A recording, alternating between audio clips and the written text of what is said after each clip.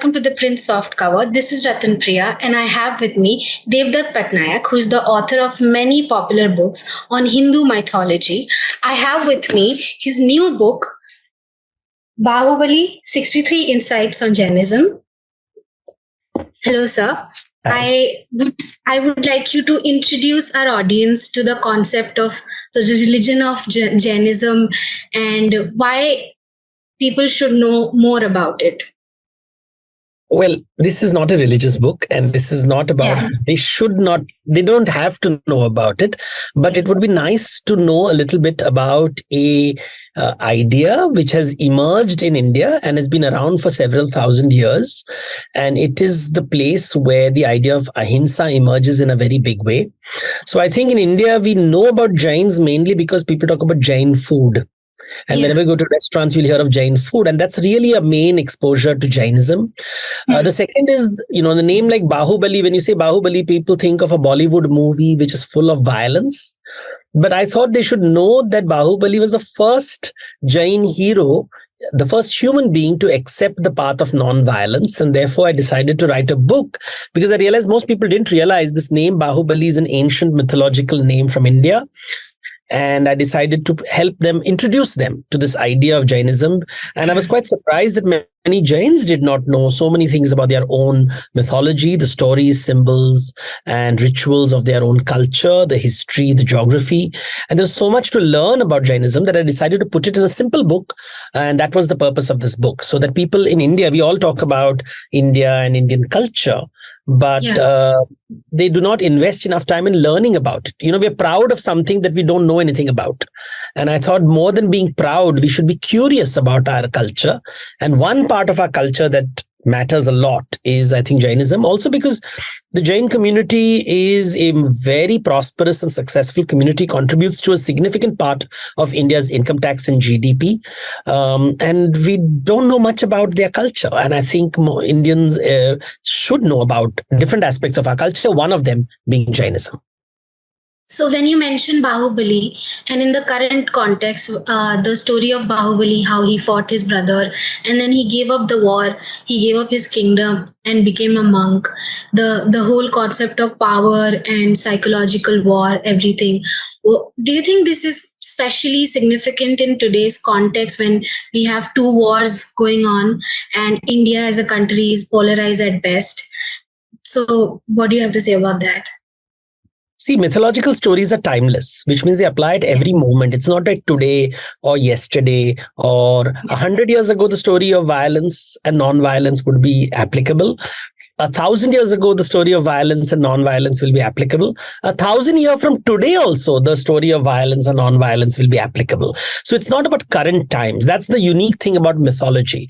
Mythology, and I remember you mentioned that I write on Hindu mythology. I have written a book on Greek mythology called Olympus, and I have written a book on Christian, Islamic, and Judaic mythology, which is called Eden. So, amongst my books, I write about world mythology and not just Hindu mythology. And Jain mythology is one of the many mythologies in this world. And all of them are relevant at all times. And that's why mythology is very different from history, which applies to the past. But mythology is timeless. It applies at every time. And it's not about, it's understanding brothers fighting. The story of brothers fighting is found around the world. Ramayana and Mahabharata is about the Pandavas and the Kauravas fighting. Kingdoms have fallen, kingdoms have come into existence because some brothers started fighting, and then it's always brothers fighting, although there are stories of sisters fighting also. There are lots of stories of sisters fighting, but there are also stories about brothers fighting. But this is one of the few stories where one of the brothers decides not to continue fighting and withdraws from the battlefield. Now, that's a very unique proposition, which is not found often in cultures. Whether it is Vali or Sigri fighting or Pandavas and Kauravas fighting, we always said, Jeet hogi, victory of the side of the truth. But here is a brother who withdraws from the battlefield, and that's Bahubali. And his image is, if the Shravan Benagola image, which is there in Karnataka, a gigantic image, is of Bahubali. And I don't think we give him importance. This willingness to withdraw from the battlefield and calling him Bahubali, the mighty one. He is super strong, extremely, but choosing not to be violent. is such a difficult thing to do that it's almost supernatural and worthy of adoration. And I think that is what the story draws attention to. Apart from the non-violence aspect, what is that one thing about Jainism that attracted you to the idea and made you research so much and come up with a book? So I think I love Jain art and architecture.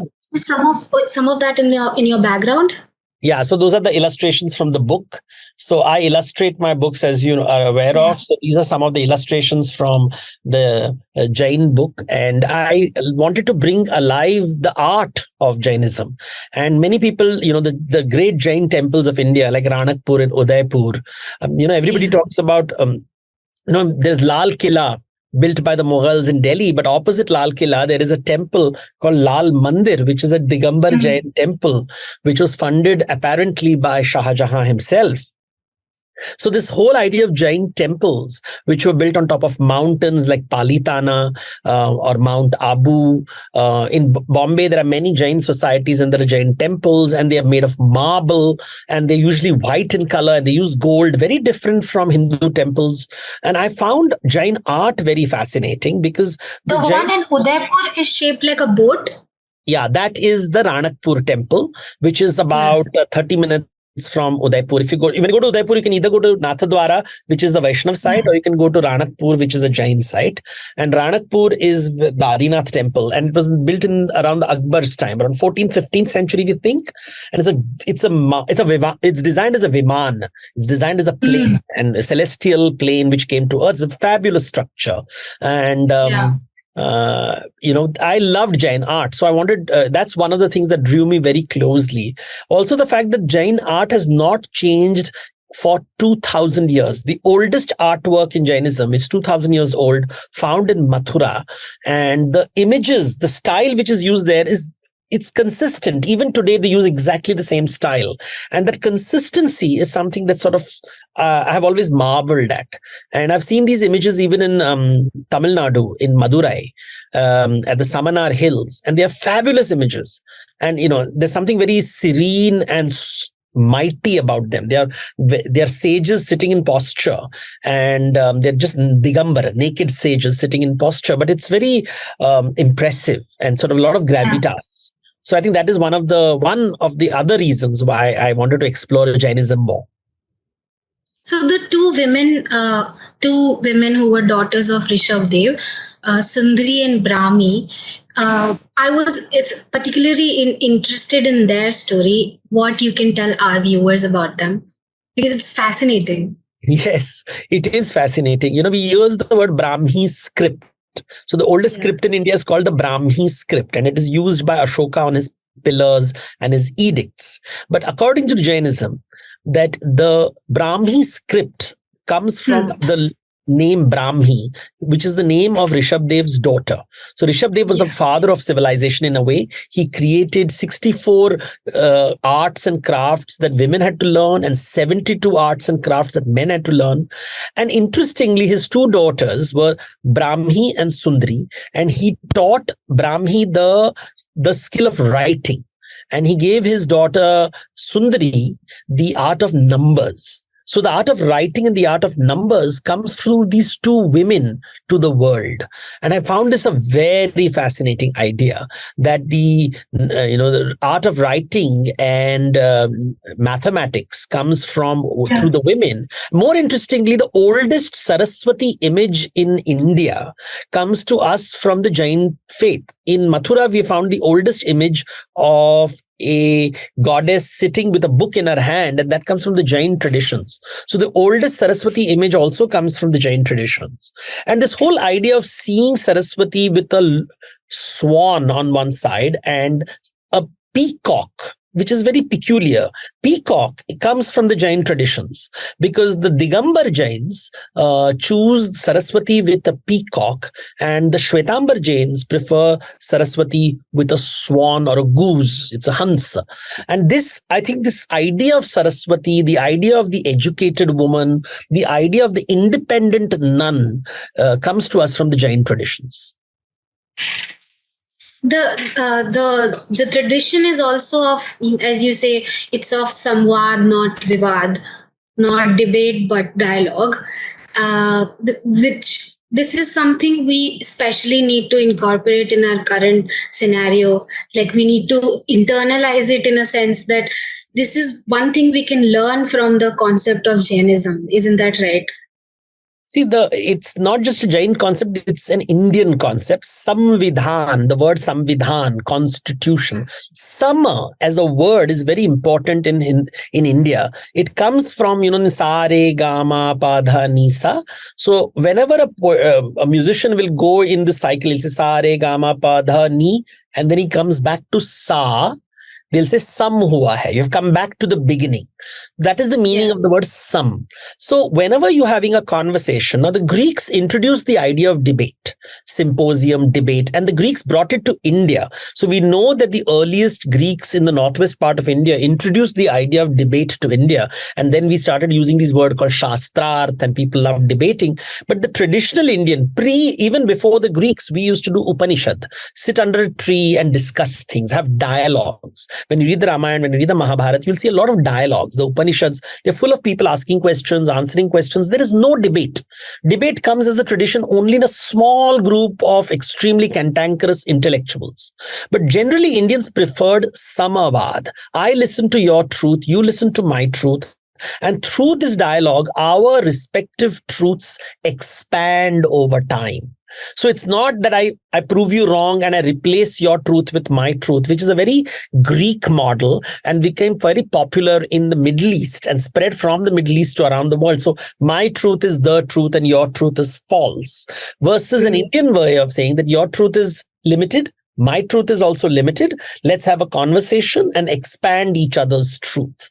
This idea of samavad comes because it comes from ahimsa, because it's related to the idea of ahimsa, because debate is essentially violence, psychological violence. I want to prove I'm not interested in listening to you. I'm interested in winning, to the point that today we don't listen to people to understand. We listen to people to reply and to retort.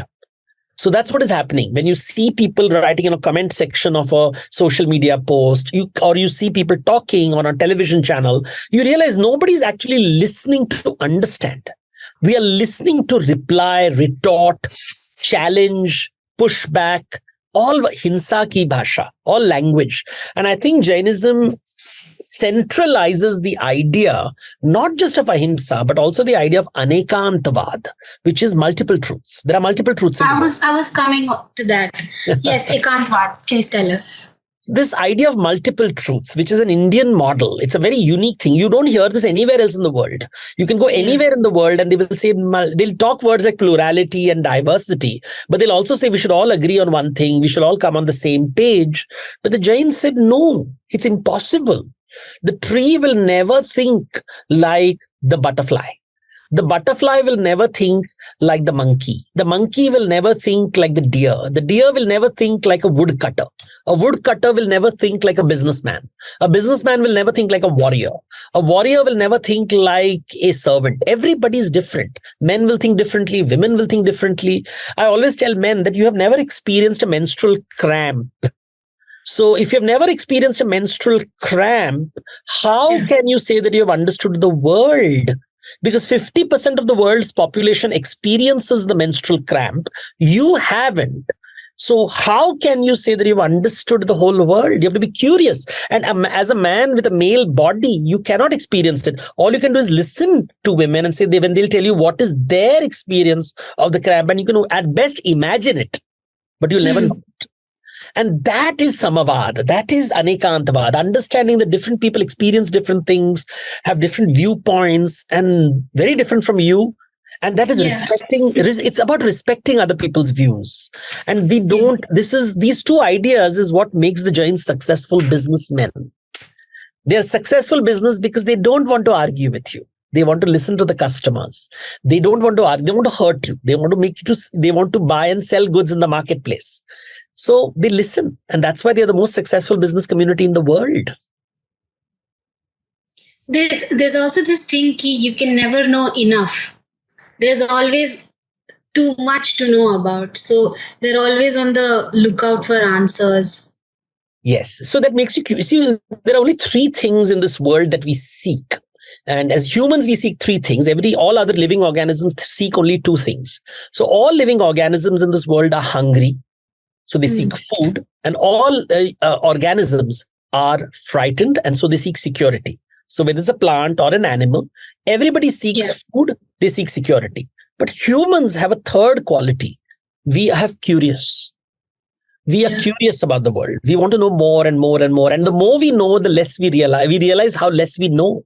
The more you find, the more you learn, the less you know. The more you learn, the less you know.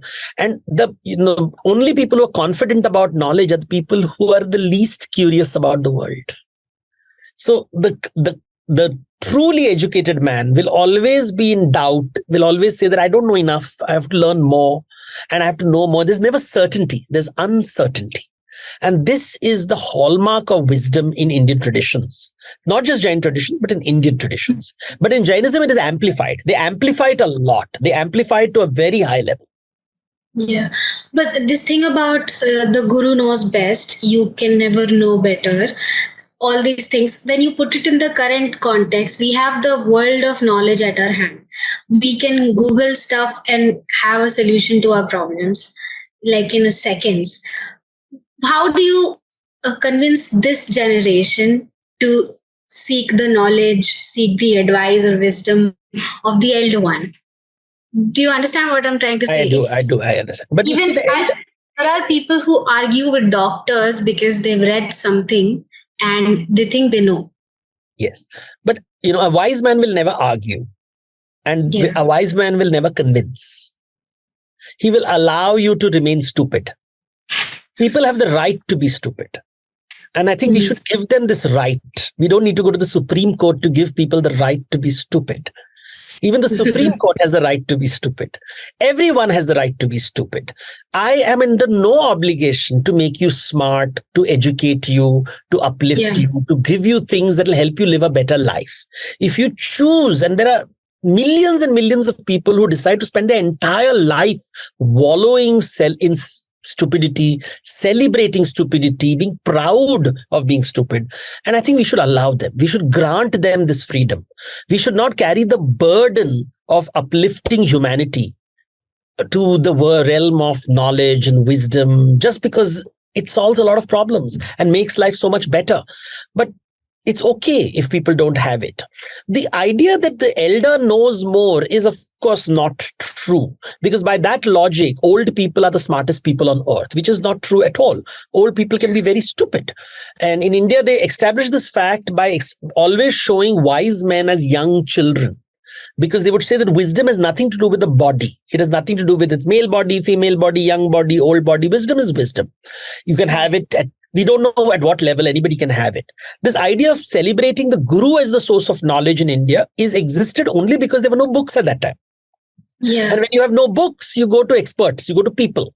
But today we don't need old people or people who memorize the books. We can just go to a library and find the books, listen to TED Talks, listen to conversations, look at videos like this and create, and over time figure out, okay, what works, what doesn't work, what is the way to think, how do I and use our faculties which God has given us to appreciate life. People who argue are convinced that they know the truth. And I always felt the sign when I see argument, when I see confidence, when I see lack of curiosity, I immediately recognize stupid people and I run away from them. So that's my learning over time. I've learned this one big thing. Do not try to argue with stupid people. Certainly don't debate with them. I will. That's noted in my notes. How long did it take you to learn and gather and research all the information that is there with us in this book right now? So, because I read mythology, I have to read mythologies around the world. So I've been reading about Jainism for the last 20, 25 years. So this is a culmination of 25 years of research. It's in the last, maybe 6 months before this book, I must have given more attention to Jainism than I would have otherwise. But I was familiar with Jainism, and over 20 years, my ideas have been refined because, it's something about knowledge. When you study one subject, the other subject gets refined. For example, when you're studying Ramayana, you understand Mahabharata better. When you understand the Iliad and the Odyssey, then you start appreciating the Kalidas poetry better. When you read the Bible, you start understanding the Quran better. When you start reading the Quran, you start appreciating Japanese mythology better. So everything helps everything else. And I think my understanding of Jainism was informed by my knowledge of other subjects. But in the last, I think I gave it about 3 to 6 months where I fully focused on the book because the artwork required a lot of work. I had to do a lot of research. I wanted to get as much information without making it sound pedantic. So I think about 3 to 6 months is what I take to do research when I'm focused on closing a book. What was your source to figure out what art you want to put, which is the important ones and what you cannot? Because I'm sure you were struggling for space. No, there are a lot of books on Jain art, lot of books on Jain art. But, we had to also constrained by the number of pages. These are technical issues, which a bookseller will give you. The so many pages we have. Can we do only so many artwork? And luckily, I illustrate myself. And with iPad, it's so easy to do these things. And I do very fast. So all of these are yours? Yeah, they are my illustrations. So it's one thing that I've, over 20 years, in all interviews, I've been asked this question. If you look at it over here, it says illustrated by the author. Yeah. And that is there in all my books. And I love illustrating my books. And what happens is through illustrations, I try to explain complicated ideas. So I have been compiling these images for many, many, years. I'll give you an example. Like this is an illustration. Now, this is not really a memory drawing which I have conceived myself.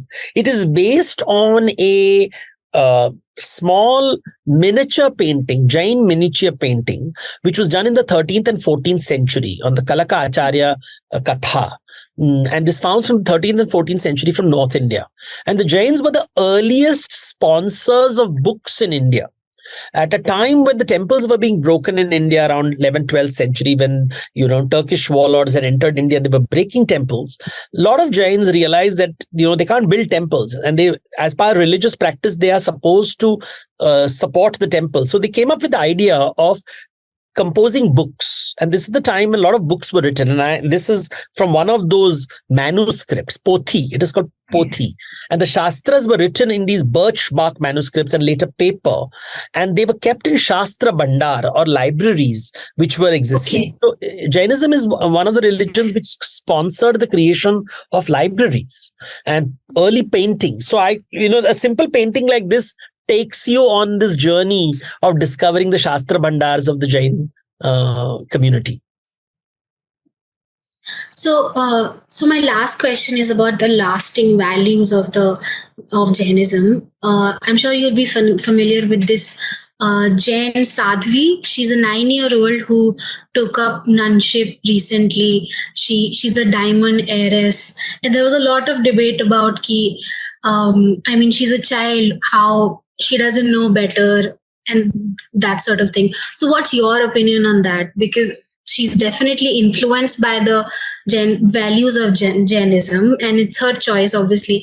But how do you say that a 9-year-old has had a choice? That's the Supreme Court of India to decide. They seem to know a lot of things. You see, the uncles sitting on there seem to know so much about the world, and they can tell you everything about how children should behave, how women should behave, at what age can you take a decision, whether you can choose to be celibate or not at the age of 9, whether a girl child can take a decision, whether a rich girl child can take a decision. All these things are complex decisions. Can a 9-year-old take a decision is a question we have to ask ourselves.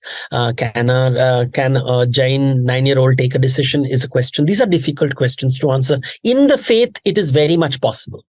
But we also know that all kinds of manipulations take place in the world in the name of religion, in the name of faith, in the name of also in the name of rationalism and secularism. So many factors are there.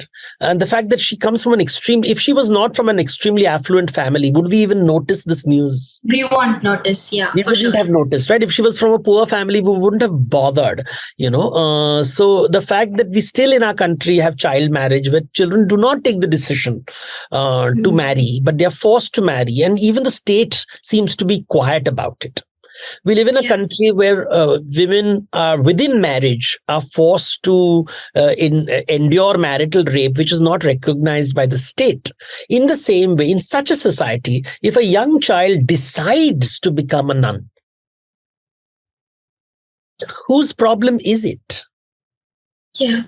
And this makes it complex. And therefore, I'm not a person who can decide on it. I am startled by it. I feel a person should experience a bit of life before taking certain decisions which are going to affect the rest of your life. But that's my personal opinion. I do not have the karmic knowledge that the little girl has or her family members have.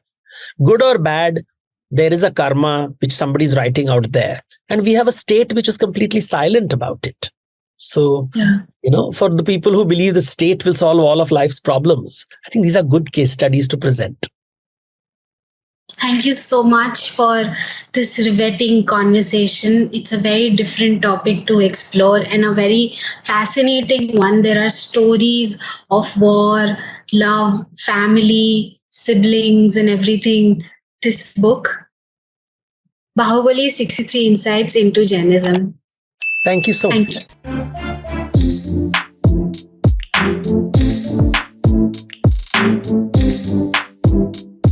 you.